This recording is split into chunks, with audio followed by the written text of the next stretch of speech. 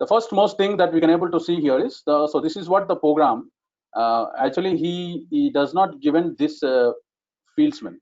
It does not given these fields actually. So I had been given all this, but he put it in the comment lines that complete the statement, complete the statement, complete the statement, complete that. So these things he has been removed all those things. Okay, but let us see now what was going to be happens. So he has been given that student is the structure. Okay, he has been defined that. So structure was being defined. Okay, student. Then what are the member fields inside into it, man? The member fields inside it was the registered number and int marks. Marks is nothing but what, man? So marks is also integer data.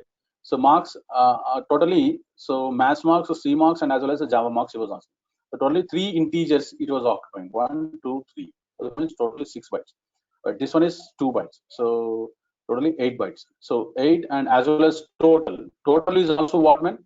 Total is also integer only, but he has not taken it as float. Okay, fine. So that is also, so 8 plus 2, 10. So 10 plus, what is this average? Average is also having float. That means 4 bytes. So what does that mean? 10 plus 4, that is 14. 14 bytes totally this student structure is going to occupy.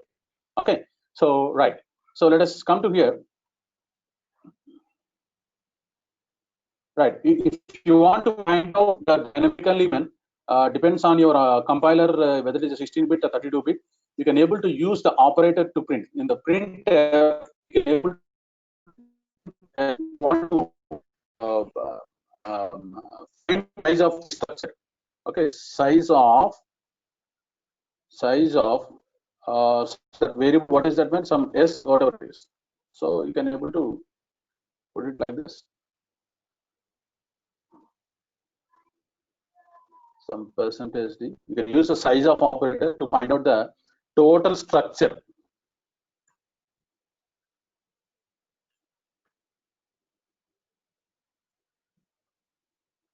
So here you can able to see that struct student, S is the variable he has been declared. So S is trying to print what student structure. So if you want to find out the size of this structure, operator is trying to defining you, and finally it will return an integer value. So depends on the whatever the value that was going to be calculated based on this data type. Okay, so this is how it's going to be happens. Okay, fine, no problem. But this was not there in the code. It does not ask about this, right? So let us come back to here now.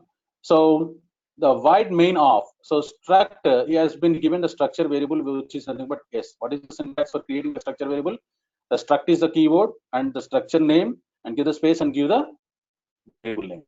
Immediately it has to follow semicolon. I'm not going to using a direct access, direct initialization. If it is a direct initialization, and we can able to say that, so this is what we can able to say, and we can able to keep it using the brackets and with the semicolon. We can able to give the, so 1, 2, 3, 4, 5, 6, and we can 6 values he can able to give. But what he told when he just given, he wants to already the variables was already been defined here now. So we need to insert the values dynamically. So at the runtime, we need to provide the values. So for that purpose, we need to create a variable inside the main function, right? So once in the main, as the structure was being defined outside the main, so that the structure can able to access throughout your program anywhere. Okay, so it's a global declaration of a structure. Simply you can call it as. Right. Then the next here is enter the registered number, 3 subject marks, and so on. So actually has been given that 4 percentage D's here. The first one is registered number. That means how can you access the number variable of this one, man? We can able to say that S dot regd number, right? S dot, where S is nothing but the variable of structure, which is referring to the student. It goes to here now. Then it goes to accessing dot. Dot is going to accessing the member variable. Which member variable? Regd. This means registered number. Regd no. So this is what the registered number it was going to be asking to then. But at what kind of situation it was going to be taken in? We are going to storing the value. So we had vision the scanf. So immediately as it is an integer, then what is the thing that we have to specify, man? Ampersand. Okay. So ampersand yes dot regd number and s dot math marks.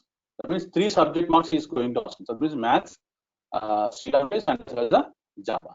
So this is how we are going to inserting the values into the member fields of that. Okay, member fields of a structure using the s dot something structure variable dot member variable name member variable. So that is what the syntax that we can able to say. So s dot like that we can able to go on using that. So one is all these are percentage these only. So finally, what will happen when once I started inserted all these things, then how to retrieve the values, right? So let us see now total. I need to find out the total. So that is equal to what happened now. Here I'm going to retrieving the value. What is that retrieving value? The same syntax that we need to follow. So structure variable dot math underscore name. So what happened now? The structure is going to s is going to referring to the student, and the student is trying to giving you, and what is the member field? Math underscore marks. So s dot math was going to be accessing the member field. So once it was whatever the values that you has been passed using the scanf, those values has been retrieved over here now. So out of all those values, I had been make it as a total by using a plus symbol, so that once the total was being find out, then yeah, let us see. I'm going to remove this one. So average. Then we need to find out average. That is equal to total by 3, right? So if it's total by 3, then we can able to say. So it will find out the total value, right? So finally, what he is trying to printing when total and average these are the 2 variables that he wants to print out, right? Let us see now. Once I'm going to executing that one, it will give you an total the registered number. So for example, some registered number is this one, and 3 subject marks. That is nothing but something like 10, 30, 20, whatever it is. So am I getting the correct answer, man? Okay, this test case is got passed. This one is not able to pass. What is that? In point, see, almost it was being there, but what it was trying to say then? What it was trying to say? The decimal points may vary. Why it was the decimal points was going to be varies, man? Why the decimal points is got varied? Because you can see that it's been cleanly observed. See, total is what, man? Integer. But average is what, man? Float data type, right? So this integer value, after the integer value, after the dividing by 3, even we are going to whatever the integer values are there, that value is going to be stored into float. So what it was trying to ask that into float off. So what happened now? It was including the decimal points it was trying to give you. So 311, 10, 40, and 20. See, so that is what it was going to be asking for. 52.666 and 8 and so on. Okay, so this is how we can able to go in.